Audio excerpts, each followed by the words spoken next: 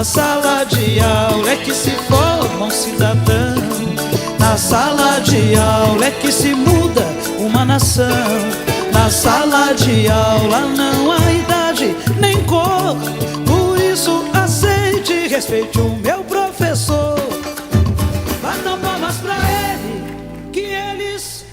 Boa tarde, sejam todos bem-vindos ao programa da Verdadeira Educação Sergipana. Às vezes, parece que esperam do trabalhador brasileiro algo tão absurdo quanto a cena clássica do filme As Aventuras do Barão de Munchausen. No filme, o barão cai no fundo do mar, afunda pesado, sem ar, e para sair faz o impossível. Puxa a si mesmo para fora da água, segurando os próprios cabelos. A plateia ri, porque sabe que aquilo só existe na fantasia. Mas no Brasil, esse absurdo virou política de Estado. Os algozes dos direitos trabalhistas querem exatamente isso: que cada trabalhador faça um milagre impossível e se salve sozinho. Sem serviço público, sem jornada digna, sem proteção. Enquanto eles se blindam por trás de PECs escandalosas. Ao longo de 2025, 4 grandes frentes de disputa mobilizaram a classe trabalhadora. Reforma administrativa, vista como ameaça ao serviço público e às carreiras. PEC da blindagem, que cria proteção para autoridades e não para o trabalhador. Isenção justa do imposto de renda, denunciando que quem vive de salário paga proporcionalmente mais. Escala 6x1, que é máquina de moer gente. Por isso, o programa de hoje é dedicado a fazer um balanço dessas batalhas. Para a conversa, o programa recebe Carol Rejane, vice-presidente da CUT, que esteve diretamente envolvida nos enfrentamentos ao longo do ano. Eu tenho certeza que você não vai arredar a pé daí, não é mesmo? Então, fique com a gente. Está no ar, TV Sintese. Na porta do Centro de Convenções, onde ocorreu a entrega do prêmio Destaque Zizinha Guimarães, no último dia 9 de dezembro, professoras e professores montaram uma ação para chamar a atenção do governo. O objetivo era simples e, ao mesmo tempo, urgente: tentar retomar o diálogo com o governador, que segue fechado para a categoria. Professor Roberto, mais uma tentativa de reabrir o diálogo com o governador. Viemos aqui dialogar com os professores, né? O governo está chamando aí o prêmio Zizinha Guimarães, inclusive fazendo uma alusão à luta e à militância da Zizinha Guimarães enquanto professora, que teve um trabalho importante no município de Laranjeiras e que, se tivesse hoje viva como professora aposentada, estaria sofrendo o impacto do desconto de 14% que foi confiscado e até hoje não devolvido pelo governo do estado. Ao mesmo tempo, com a carreira confiscada, destruída, o governo do estado com a decisão judicial que o obriga a cumprir o plano de carreira e que não cumpre, bem como as gratificações congeladas e que o governo suspendeu todo o processo de negociação, alegando a ausência de recursos. Viemos fazer esse diálogo mostrando que o problema não é de falta de recursos, é de vontade política por parte do governo, mas entendemos que a luta continua. Os professores precisam estar mobilizados, sendo informados das atividades do sindicato, e na primeira semana de aula do ano letivo 2026, a gente estaremos realizando a assembleia da categoria para tomar os rumos da luta caso o governo abra a negociação. Como dissemos na escalada do programa, nada do que acompanhamos em 2025 foi simples ou automático.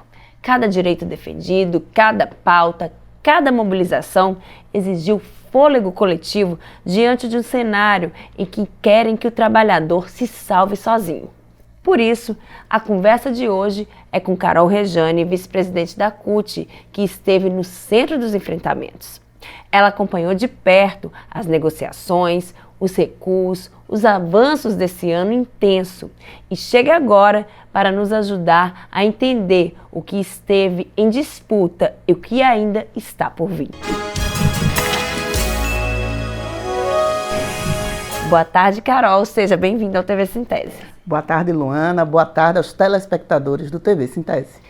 Carol, antes da gente começar aqui o nosso balanço, vamos falar dos últimos acontecimentos. Vamos falar da PEC da dosimetria. Tem aí um nome difícil, mas vamos explicar que se a gente falar, o pessoal vai entender bem o que é e também sobre o incidente. Não vamos dizer incidente, na verdade, uma tentativa de calar a voz do deputado Glauber, do PSOL, em uma cena lamentável produzida por deputados de direita lá na Câmara dos Deputados em Brasília. Então, comenta pra gente sobre essa situação e sobre o que é essa PEC de nome tão difícil. O nome dosimetria vem mais ou menos assim, vamos dosar as penas. Mas vamos falar no popular, o que a direita, a extrema-direita que está no Congresso, quiseram com essa PL aprovada, inclusive com o voto de 6 deputados federais, é abrandar as penas de quem cometeu crime contra o Estado brasileiro. Ou seja, quem cometeu golpe, quem tentou golpe em 8 de janeiro e que foi condenado pelo STF, é diminuir a pena dessas pessoas. Foi isso que foi aprovado. Colocar esse nome bonito, dosimetria, que vem muito do jargão jurídico, que é simplesmente para você que está em casa não entender o que está acontecendo. Mas a gente está aqui para dizer o seguinte: PL da dosimetria é livrar criminoso de pena. Vamos falar do líder. É quem foi condenado a 27 anos de prisão, só ficar 2 anos preso. Isso realmente é pena? Nós vimos também um episódio lamentável contra o deputado Glauber, do PSOL do Rio de Janeiro, que foi arrancado ali à força da mesa, na Câmara dos Deputados. Comenta um pouco sobre essa situação, sobre essa cena, sobre o que também isso é uma ameaça à democracia do nosso país. Com certeza. Em primeiro lugar, aproveitando esse espaço do TV Sintese, a Central Única dos Trabalhadores traz toda a sua solidariedade ao deputado Glauber Braga, porque ele foi retirado com níveis de truculência que não vemos, que não deveríamos ver em pleno século XXI, 2025. O que foi visto na Câmara dos Deputados, que inclusive, além de atentarem fisicamente contra o deputado que estava ali em um protesto, porque querem cassar o mandato dele por um motivo que não é passível de cassação, mas fizeram isso. Por quê? Porque ele tem sido uma das vozes do Congresso que tem feito denúncias sobre as emendas PIX, teve feito a denúncia, inclusive, do mandato do presidente anterior, Arthur Lira, de corrupção. Então, por isso, fizeram aquele cenário que foi visto. E que só foi visto porque tinha deputados lá gravando, porque toda a imprensa foi retirada. Inclusive, enquanto dirigente do Sindicato dos Jornalistas, coloco aqui o repúdio do Sindicato dos Jornalistas, da própria Federação dos Jornalistas, contra essa atitude de censura. E isso é inadmissível. Vivemos numa democracia, não a democracia que queremos, mas vivemos numa democracia. E isso, Luana e quem está nos assistindo, isso é grave, gravíssimo. Então, Carol, vamos começar falando sobre a reforma administrativa. Olhando para tudo que enfrentamos ao longo de 2025, como você interpreta a disputa em torno dela? Que sentido esse embate ganhou para os servidores, para a população, para a compreensão do projeto de Estado que estão tentando nos impor? A reforma administrativa, a gente sempre tem que dizer isso, ela, apesar do nome bonito, reforma, que a gente sempre pensa que reforma é uma coisa boa, né? Quando a gente reforma a nossa casa, a gente quer que a casa fique melhor. Mas a reforma administrativa é só um nome bonito para acabar com o serviço público. Mesmo a gente sabendo que ele precisa melhorar e melhorar muito. Mas não é essa reforma que vai fazer com que o serviço público melhore. Não é dessa forma de simplesmente o Estado acabar com os seus serviços que vai ser melhor para a população. Então a gente tem, principalmente nesse segundo semestre, tido embates com o Congresso Nacional, que sim, é um Congresso Nacional inimigo do povo. A maioria dos deputados federais querem que a classe trabalhadora, você que está em casa nos assistindo, querem mais que a gente perca todos os direitos que a gente tem, todos os serviços públicos que a gente tem. Então a gente teve esse embate no final de outubro, teve uma marcha em Brasília, onde servidoras e servidores públicos das 3 esferas, federal, estadual e municipal, foram às ruas em Brasília e também nas diversas capitais para dizer: essa não é uma reforma administrativa, isso não é para o bem, seja do servidor ou do serviço público ou da população. É simplesmente tirar do Estado a responsabilidade pelo bem-estar da população. É dizer o seguinte: só se você tiver dinheiro, você vai ter acesso ao serviço. E isso não é o princípio do serviço público. Então a gente ainda está nesse embate, inclusive com esse Congresso que está aí.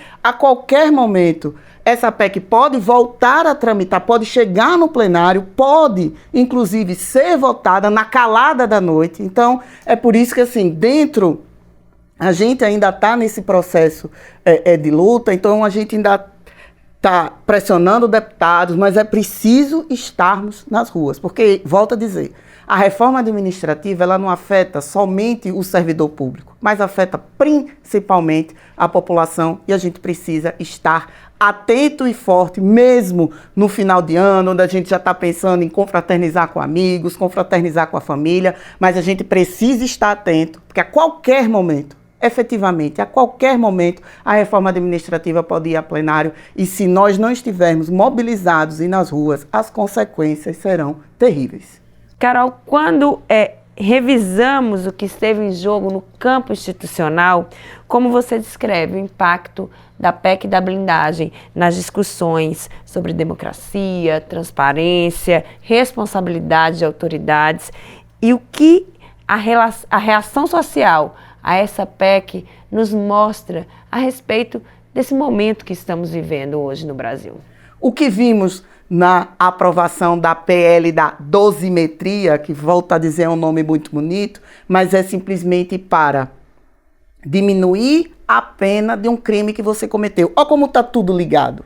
Você vota uma PEC da blindagem, que é para você ficar livre de qualquer punição, mas se você for punido, essa pena vai ser reduzida, porque foi aprovada a PL da dosimetria. Ela foi para o Senado e a gente espera efetivamente que o Senado barre isso, mas não vamos ficar contando somente com o Senado. É por isso que neste domingo, amanhã, 4 da tarde, não só em Aracaju, mas diversas capitais, mas aqui em Aracaju, a gente tem um ato contra a PL da dosimetria, contra a PL da blindagem, contra a reforma administrativa, às 16 horas, na Praia da Cinelândia. É importante que você que está em casa vá para a Cinelândia amanhã, domingo, às 16 horas. A gente precisa mostrar a esses deputados e deputadas federais, senadores e senadoras, que eles não podem fazer o que quiser conosco.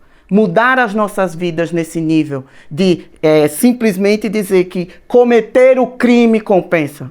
Não podemos admitir isso e, por isso, repito, amanhã, domingo, às 16 horas, todos lá na Praia da Cinelândia. E vamos estar lá. Carol, no eixo econômico, como você enxerga a caminhada em torno da isenção de imposto de renda? Por que essa pauta ela virou tão cara e tão urgente para quem vive de salário? A que ponto aí nós avançamos e o que ainda nós temos que enfrentar diante disso, que para a maioria dos trabalhadores vai ser um grande alívio? Foi um avanço extremamente importante e isso se deveu não só à apresentação do governo Lula dessa proposta, mas também à pressão da sociedade nas ruas. Hoje a gente tem a maioria da população brasileira recebendo algo em torno menos de R$5.000. E a gente precisa, para reduzir a desigualdade, é preciso que quem ganhe menos pague menos e quem ganhe mais pague mais. Isso pode parecer muito simples, pode parecer muito óbvio, mas até então a gente não tinha esse cenário. Porque a gente é taxado de várias formas. Você vai no supermercado e compra 1 quilo de açúcar, você já é taxado. porque você já tem um imposto ali. E digo isso não dizendo que os impostos não são importantes, eles são extremamente importantes, inclusive para a garantia do serviço público. Mas essa balança não favorável a nós, ela precisa ser mudada. É preciso que, volto a dizer, extremamente importante que a partir do ano que vem, os trabalhadores e trabalhadoras que recebem até R$5.000 estejam zerados no imposto de renda. As pessoas vão sentir isso literalmente no bolso a partir do ano que vem. Em alguns cenários, as pessoas vão ter algo em torno de R$1.000, R$1.200 que eles não vão pagar além de imposto, mas esse recurso vai ser, vamos dizer assim, investido em outras coisas. Então, foi um plano que, inclusive, foi promessa de campanha do presidente Lula, se foi colocado no Congresso, tinha, sim, vários deputados que não eram a favor, mas a nossa pressão nas ruas conseguiu isso. Considerando a atuação sindical ao longo do ano, Carol, como você lê o papel do trabalho de base, da disputa de consciência, da organização coletiva em 2025? O que a gente pode esperar aí para 2026? O que a gente aprendeu? O que a gente vai levar? O que a gente vai deixar aqui? Como é que vai ser a luta do ano que vem? Vai ser enorme, porque a gente vai viver um ano eleitoral, e um ano eleitoral onde você muda, onde você vota para presidente, para governador, para deputado estadual, para deputado federal e para 2 vagas no Senado. Então, é um ano de extrema mobilização. A gente precisa mudar esse Congresso. Essa entrevista toda a gente está falando do Congresso porque a gente precisa mudar este Congresso. Não dá para termos um Congresso onde, na calada da madrugada, você aprove a redução de pena para quem dá golpe.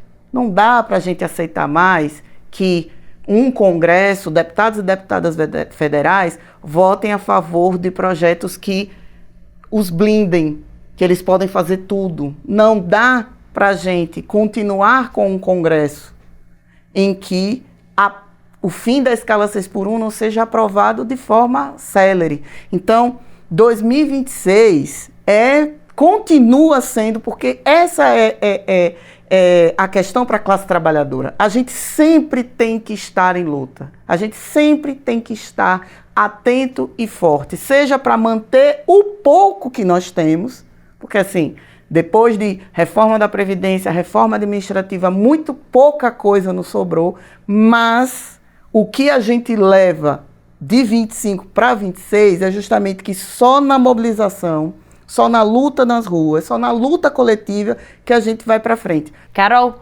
muito obrigada.